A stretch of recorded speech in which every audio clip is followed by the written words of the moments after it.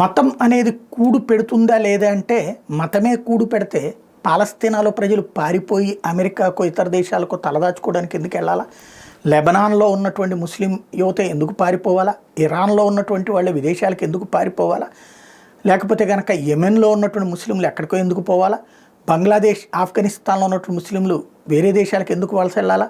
అది కూడా తమ మతం కాని దేశాలకు ఎందుకు వలస వెళ్ళాలా?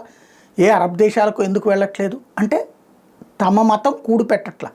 కానీ వేరే దేశాలకు వెళ్ళి మళ్ళీ తమ మత ఆచారాలు పాటించితే వరకు పర్వాలేదు, కానీ ఆ దేశాల వాళ్ళని కూడా తమ మతం వైపుకి రమ్మని చెప్పడమే విచిత్రం. ఇక్కడ వీళ్ళకి కూడు దొరకల, కానీ వాళ్ళని మాత్రం మతం మారమని చెప్తుంటారు, లేదా మతరాజ్య స్థాపనలు జరుగుతుంటాయి. దాన్నే గజ్వే ఈ హింద్ అంటారు అన్నటువంటిది వాళ్ళకి వ్యతిరేకులు మాట్లాడుతుంటారు. అది పక్కన పెడితే ప్రస్తుతం అమెరికాలో మాత్రం కొత్త రచ్చ నడుస్తోంది. ఏదైతే పాలస్తీనా మీదన ఇజ్రాయెల్ దాడులు చేస్తుంటే ఇజ్రాయెల్కి ఆయుధాలు సరఫరా చేస్తున్నందుకు అమెరికా మీదన అప్పుడు బైడెన్ ప్రభుత్వం మీద ఆగ్రహంతో ఆందోళన జరిగినాయి, పెద్ద ఎత్తున ఆందోళన జరిగినాయి. చివరికి ఎట్లాగంటే నేవీ దగ్గరికి ఈ ఆయుధాలు వెళ్తుంటే ఆ దారిలో ధర్నాలు చేసినటువంటి వాళ్ళు ఉన్నారు, ఎయిర్ ఫోర్స్ దగ్గరికి ఆయుధాలు వెళ్తుంటే ఆ దారిలో ధర్నాలు చేసినటువంటి వాళ్ళు ఉన్నారు. వీళ్ళల్లో ఎక్కువ మంది ఈ ఇరాక్ నుంచి వచ్చారా, ఇరాన్ నుంచినే వచ్చారా, అన్ని ముస్లిం దేశాల నుంచి వచ్చినటువంటి విద్యార్థులందరూ ఒక్కటిగా మారిపోయి వాళ్ళందరూ ఈ ఉద్యమాల్లో పాలు పంచుకున్నారు.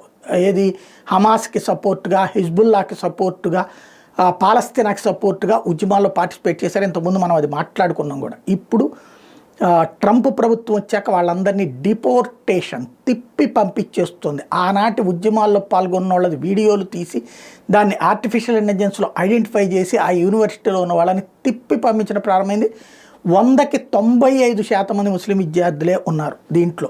అంటే అన్ని దేశాల నుండి వచ్చిన ముస్లిం విద్యార్థులు ఉన్నారు. ఇప్పుడు వాళ్ళు మా మతపరంగా వివక్ష చూపెడుతున్నారు అంటే వీళ్ళు మత కారణంగానే ఉద్యమం చేశారు. ఇప్పుడు వీళ్ళని తిప్పి పంపుతుంటే మా మతం ఆధారంగా మమ్మల్ని పంపిస్తున్నారంటూ కొత్త పల్లవి అందుకుంటున్నారు.